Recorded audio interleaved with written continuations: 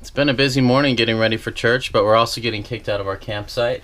So we had to load up the trailer and van and head out. So we're hauling everything to church today. Might get a few stares when we get there. We've really enjoyed going to church at different locations every week. Although we're usually in tourist locations and they're used to visitors every single week. So some places they kind of brush us off as, oh, another visitor. Other places they're so glad to have a visitor. So it's been really interesting to see that dynamic. You ready to go?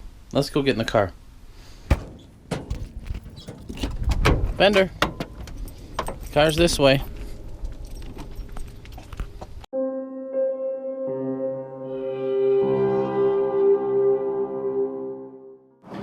Well, church is over and we're gonna go to Colorado Springs to the Air Force Academy to see the Air Force Cadet Chapel. We hear it's gorgeous architecture and we want to show you what it looks like.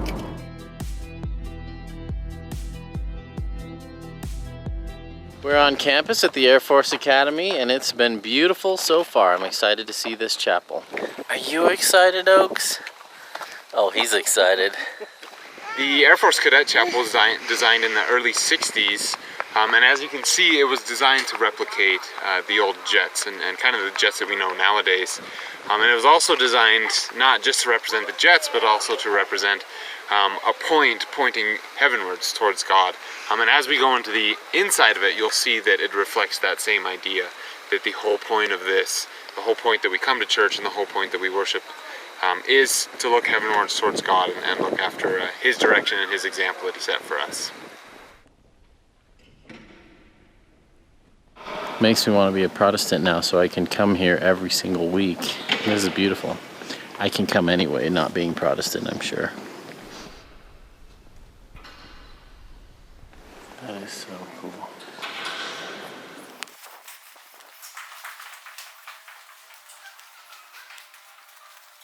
The mosaic they have here is beautiful.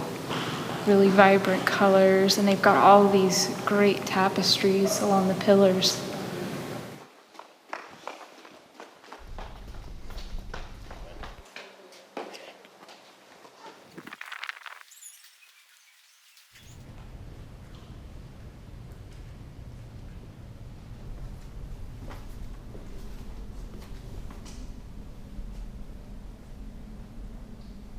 Woo! Nice move. Wow, what is that? E69. Big, huh? How's it going? Hey.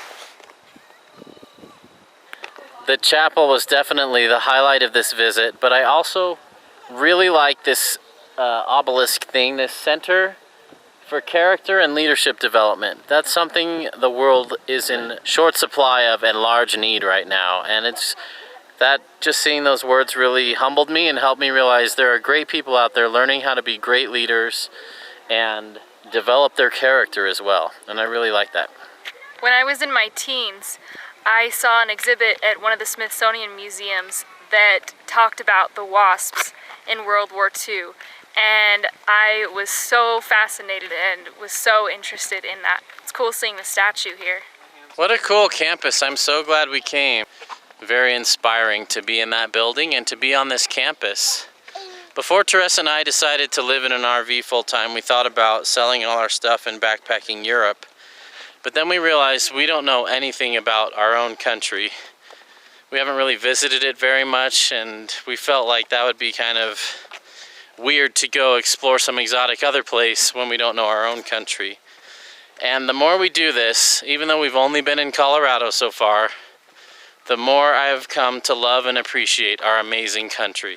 I'm grateful for our freedoms, and I don't feel like I need to leave this country to see amazing beauty, amazing people, amazing architecture and art. And I'm so grateful to be an American and to have been born here. And this journey has been very humbling and taught me a lot. Imagine what I'll be saying a year from now when I've been doing this for a year.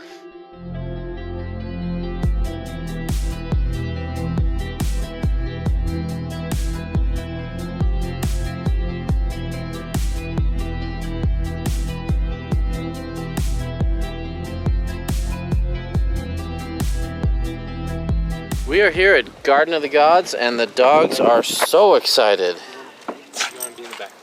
Every Sunday, Brian and his family goes on a hike. And today we decided to come here to Colorado Springs and hike at Garden of the Gods. It's more like a leisurely stroll because it's paved cement, but it's still nice to get out. Nieces and nephews are the best because you can spoil them, but you don't have to deal with the consequences of spoiling them. Feels more like we're at Disneyland than in nature. Then again, I guess we are full-time tourists, so we're just making the problem worse right now. Okay, even though it's a zoo here, two really cool things. One, it's free. Two, dogs are allowed. We like that. That one's called Kissing Camels.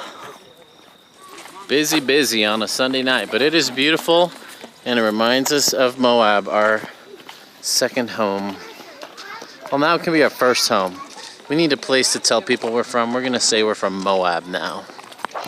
Got some food on your face. Are you ready to climb the whole thing now? Yep, you ready? Okay. All right, let's go this way. There's people up there doing yoga on the top. I'm not a rock climber, but if I were, this is where I'd want to learn to rock climb. Looks like there's lots of handholds and footholds. Perfect length for kids. Fun Sunday night. It's been a few weeks on the road and it's been so nice to have family. And it's also cool to have them kind of be our guides. They know this area a lot better than we do, and they've shown us some things that we wouldn't have stopped to do otherwise. So because we live here, don't really do a lot of the touristy stuff.